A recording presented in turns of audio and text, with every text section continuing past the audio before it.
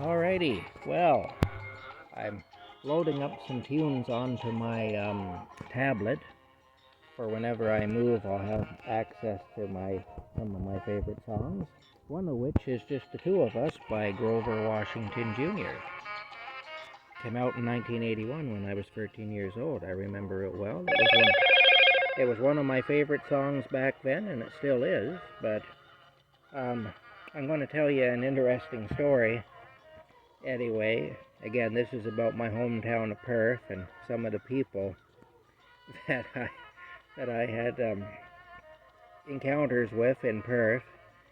And it's a telling story of human nature, I suppose. It's starting to rain again now because, of course, we need more rain. But anyway, yeah.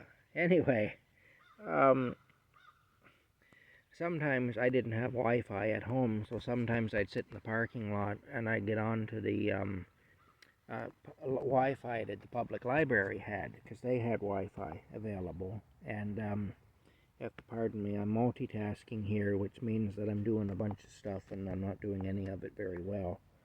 But yeah, now I got to go back inside here because it's raining. So pardon me. Back into the tent I go here with the mosquitoes and everything. As you can see, Tin Lion. See, there's Tin Lion. He's built a nest. He's getting ready to lay some lion eggs. So we're going to have some little baby lions here soon, some little baby tin lions. See, he's got his nest here that he made. He built himself a nest, and he's going to lay some lion eggs in it. Anyway, here's the thing. Here's the thing. Anyway, I get on to the public Wi-Fi. The public Wi-Fi that the library had there. I'd sit in the car and I'd surf the net. I'd look at Facebook or YouTube or whatever, And anyway, I was sitting in my car one day and I'm listening to Grover Washington Jr., "Just the Two of Us," on my phone. And there was a car parked down the row a ways, just an empty car sitting there. Well, this man come along. He was going to his car, which was the car I just mentioned. And it was a hot day in the summertime, so I had my windows down. He come over to my car. Confrontational. Didn't like the fact that I was there. He says, "What are you doing here? Are you waiting for somebody or what?" Just like that. As if I owe him an explanation, which of course I don't. I just smiled at him and I said, "Just sitting here listening to a little Grover Washington Jr." Like that. The look on that man's face, I swear, if he had had a gun, I'm sure he would have pulled it out and shot me in the head.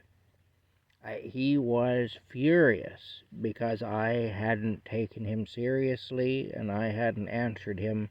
I guess he wanted me to give him some explanation, to actually answer to him, or to apologize to him for being there, or whatever, and I didn't do either of those things. I just said, just sitting here listening to a little Grover Washington Jr.,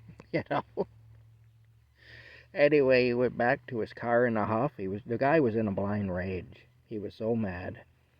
And you see, this is the thing I find about people, though.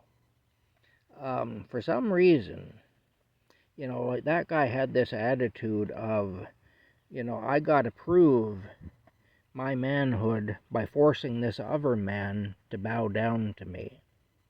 I gotta force him I gotta make him cower. I gotta make him fearful. I gotta make him answer to me, And it's like, no, I'm not gonna do any of that. Just sitting here listening to Grover Washington Jr. If you don't like it, well, that's too bad. But it's nothing to do with me. I mean, if I ruined your day by sitting here listening to Grover Washington Jr., well, that only happened because you chose for it to happen, so goodbye.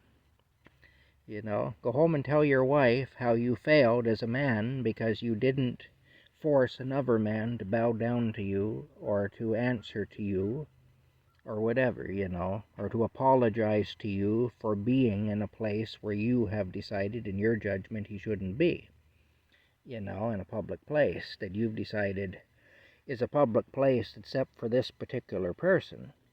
He can't be here because I don't like that he's here, or whatever. Anyway, yeah, it's human nature, though, it seems. A lot of people are like that. And the thing is, life is too short to be like that. It's a miserable life if that's the way you are. And, and I mean, people like that want to spread their misery, and I'm not having it. I'm going to sit here and I'm going to listen to Grover Washington Jr., and I'm going to damn well like it. I'm going to enjoy it. And if that's an issue for you, well, that's your issue. You'll have to work that out yourself. But I'm going to do my own thing over here, and I don't care how you think about it or what you think about it, or that you feel some need to impose yourself in an inappropriate way on another human being, who isn't interfering with you. Oh, it'd be different if I had done something to his car, or if I had, I don't know, if I'd done something to him directly or whatever, that'd be a different thing, but that wasn't the case, and so, I say, I had no reason to feel bad, I had no reason to feel guilty, and I had no reason to be scared, and I wasn't going to be either of those things. I wasn't going to let that man ruin my enjoyment, and that's the whole thing, but I found in that little town there were a lot of people like that. I always say it was a town full of Karens, or whatever, or Kyles, or whatever the male equivalent of that is. Anyway, bottom line is he went away in a huff, and I just sat there and I listened to my song and I enjoyed it. Didn't care. But that's one of the reasons that people in that little town disliked me as much as they did, because I had that way about me. It's like, okay, I don't care. And anyway, it upset them, I guess. But yeah, anyway, that's it. Just a little story anyway. I think about human nature a lot because I've been on the outside looking in for a long time in most situations. And so I have a different perspective, I suppose. When you're a peeping Tom looking in at humanity, you see humanity differently than you do if you're right in the midst of it all the time. In my case, I haven't really been able to participate in a lot of things that other people have been able to participate in.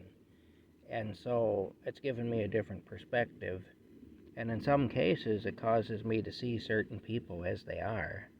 And when that guy confronted me like he did, I saw him as he was.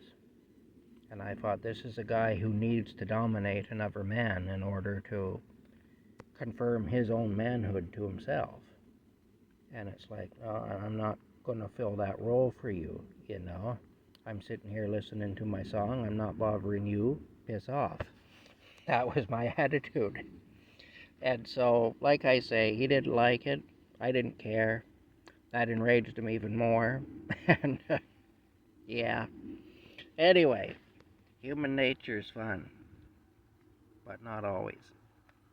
Anyway, we're anxiously awaiting Tin Lion to lay his eggs in his nest there. Hopefully that will happen soon.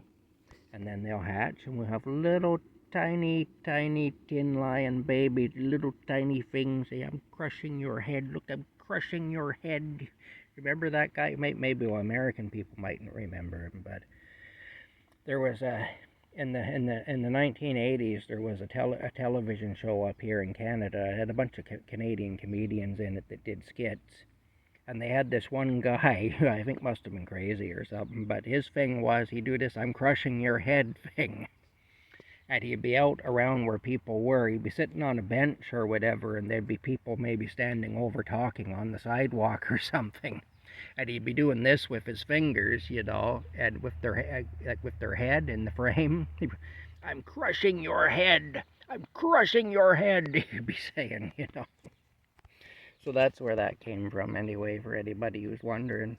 when I did this with the making the Tin Lion babies or whatever to show the size of them, that's what it occurred to me now. Yeah, I'm just like the crushing your head guy. I'm crushing your head, you know. Anyway, I think that was called The Frantics. That TV show was called The Frantics. Anyway, if anybody wants to look it up, there's still reruns of it on YouTube and whatnot. You can see it on there if you want to see it. There was one show there where they had a mole buying a car. He was in a used car lot buying a car. That was kind of funny. A mole, you know. And he wanted a brown car because a brown car is the color of dirt. And of course he's a mole, he burrows for the dirt, so he wanted a brown car anyway. It's yeah. Alrighty. That's it. We'll talk to you later.